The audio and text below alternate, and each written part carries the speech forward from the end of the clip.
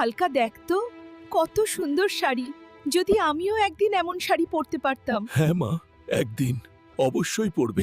এই ভিখারির দল, এখনই আমার শোরুম থেকে বেরিয়ে যাও। বাবা হালকা,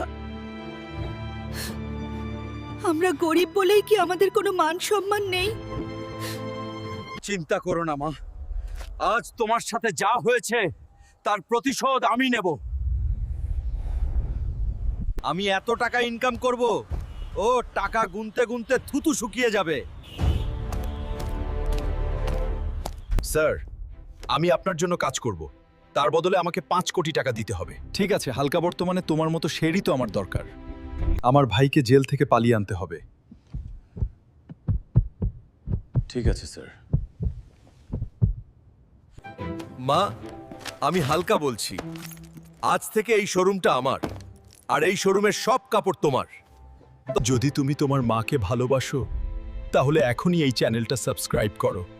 আল্লাহ তোকে সুখে রাখুক বাবা।